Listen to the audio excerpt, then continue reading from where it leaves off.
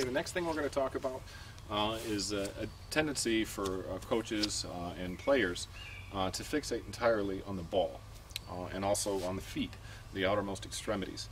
And in doing so, you end up missing the larger picture. I would recommend that we start to kind of move our attention away from the ball and away from our feet and more into the proximal part of our body, more the center of our body, and the joints that lead out from it.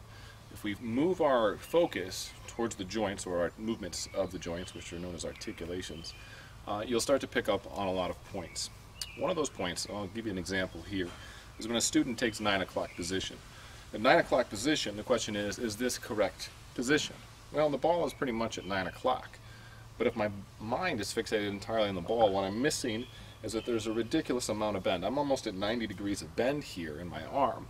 Therefore, the very first movement will either be extension or it'll be a locking of this, creating almost more of a sidearm throw. Okay, so move your focus away from the ball, move your focus away from the feet, focus more on the movements that the joints are performing, and I think you'll pick up a lot more and be able to more readily identify some of the errors that your daughter may be making.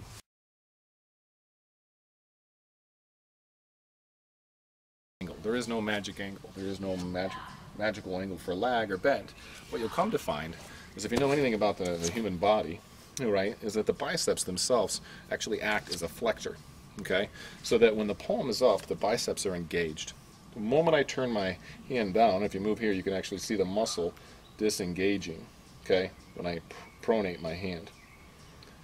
When I pronate my hand, I allow for extension to take place because I engage my triceps. Okay, so the biceps are actually, if I keep my palm up, I'm going to have some level of flexion. It doesn't need to be 90 degrees. And the reason why having too much flexion is an issue is that when you come up into drill, the first movement you're going to make is an extension. It's a push. Okay, and you're right back into a locked arm. Or, and I see this quite often as well, what you'll see is a girl with excessive bend in her arm, when she's doing drills like 9 o'clock and lock it in, will get to hear it release with this really large space between their hand and their thigh. Okay, there's a huge speed loss from here to here, huge.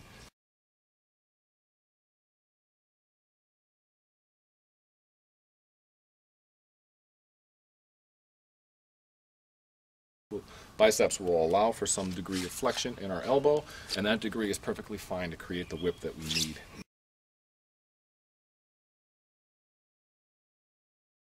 Okay, if I keep my elbow pointed down on the back part of the circle, then and only then will I be in a position to truly have palm up. If it's a little less then, that's fine, but as long as my elbow, the point of my elbow is pointing down towards the ground, my palm position will be correct. All right? And that'll take me, it'll be the first step at least, in taking me out of pushing the ball down. You notice pushers, their elbows are oriented in the wrong direction, whereas pullers, their elbows are pointed down.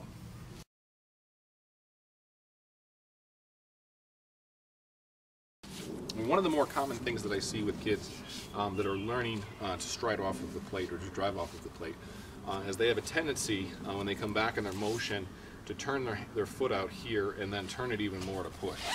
Okay? The emphasis that has been put on opening has been overdone so much that kids now make it a priority to get themselves open before they get out. Okay? You have to understand that the process is just the opposite of that. It's get out and then allow your body to get open. Allow your body, don't force it, okay?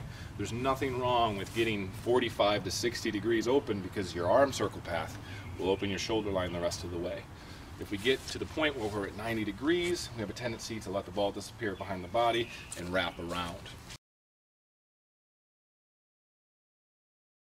Common question on DFP is toe out. How much is too much? Okay? Well, it's a pretty simple answer. If you ever watch someone sprint, what you'll actually see is you won't see them sprint with their feet perfectly aligned forward. What you'll actually see is you'll see them toe in or toe out a little bit, actually, to help engage the quads. All right? This is a powerful sprinting position. This is not a sprinting position. I know very few kids who run like this. Okay? So when we pitch, we do not ever want our toe out to be more than what it is when we sprint. Not jog, okay? Sprint. So a good way to do this is to have your daughter run directly at your camera, watching the degree at which her body toes out.